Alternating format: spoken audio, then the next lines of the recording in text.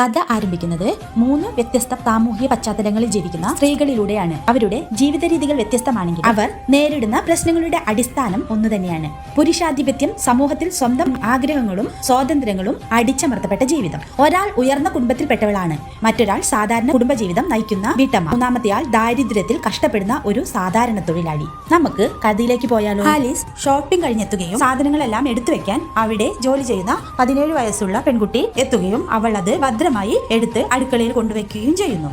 എന്നിട്ട് ചായയുമായി ആലീസിന്റെ അടുത്തെത്തുന്നുണ്ട്. ചായ എന്ന് പറയുമ്പോൾ വല്ലാത്ത ഒരു നോട്ടം അവളെ നോക്കുന്നുണ്ട്. അവിടെ വെച്ചോളൂ എന്ന് അവൾ പറയുന്നു. പിന്നീട് കാണിക്കുന്നത് വേറെ ഒരു സ്ഥലത്താണ്. അവൾ ബസ്സിൽ നിന്നും ഇറങ്ങി തന്റെ മകനെയും കൂട്ടി ധൃതിയിൽ വീട്ടിലേക്ക് നടന്നു പോകുന്നു. വീട്ടിൽ ചെന്നപ്പോൾ അമ്മായിയമ്മ പിറുപിറുക്കുന്നുണ്ട്. സന്ധ്യ ആയല്ലോ എന്നും അവളെ ശ്വസിക്കുന്നുണ്ട്. അവൾ വേഗം സാരി മാറി ചായ ഉണ്ടാക്കി അമ്മയ്ക്ക് കൊടുക്കുകയും വൈകുന്നേരത്തിനുള്ള ഭക്ഷണമെല്ലാം തയ്യാറാക്കുകയും ചെയ്യുന്നു. പിന്നീട് അവൾ ഭക്ഷണമെല്ലാം വിളമ്പി വെച്ച് കാത്തിരിക്കുന്നുണ്ട്. പക്ഷേ ഭർത്താവ് വരുന്നത് 4 കാലിൽ തന്നെയായിരുന്നു. അവളോട് എന്തെല്ലാമോ പറയുന്നുണ്ട്. തനിക്ക് ഇനി ആ ജോലി പറ്റില്ല എന്നും അയാളെ കൊണ്ട് പൊറുതിമുട്ടി എന്നും അയാൾ പിറുപിറുത്തുകൊണ്ടേയിരിക്കുന്നു.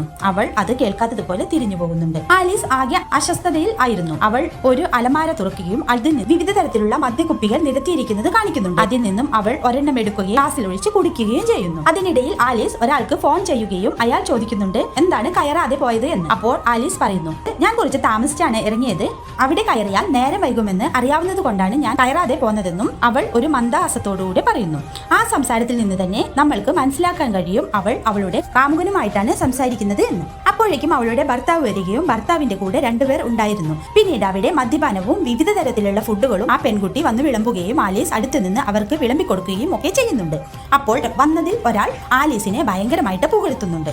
ആലീസ് ഉണ്ടായിരുന്നില്ല എങ്കിൽ മാമച്ചൻ മുതലാളി ഇപ്പോൾ എവിടെയും എത്തില്ലായിരുന്നു എന്ന്. ആലീസാണ് മാമച്ചൻ മുതലാളിയുടെ ഭാഗ്യം എന്നുമെല്ലാം അയാൾ പറയുന്നുണ്ട്. അങ്ങനെ അവർ എന്തെല്ലാമോ ബിസിനസ് പറയുകയും ഇതിൽ ഉറപ്പിക്കുകയും എല്ലാം ചെയ്യുന്നുണ്ട്. ഇതെല്ലാം കണ്ട് ആലീസ് തനിക്ക് ഇതൊന്നും ബാധകമല്ല എന്ന മട്ടിൽ അവിടെ നിൽപ്പുണ്ടായിരുന്നു. എല്ലാവരും പോയതിനു ശേഷം ആലീസ് വന്ന് ഉറക്ക ഗുളിക കഴിച്ചു കിടക്കുന്നുണ്ട്. മാമച്ചൻ ആ റൂമിലേക്ക് വരികയും അവൾ ഉറങ്ങിയെന്ന് ഉറപ്പുവരുത്തുകയും ചെയ്യുന്നു. എന്നിട്ട് മാമച്ചൻ നേരെ പോയത് ആ പെൺകുട്ടി കിടക്കുന്ന റൂമിലേക്കാണ്. ഇതിന്റെ ബാക്കി പാർട്ടിന് വേണ്ടി ഒന്ന് സബ് ചെയ്യാൻ മറന്നേക്കല്ലേ.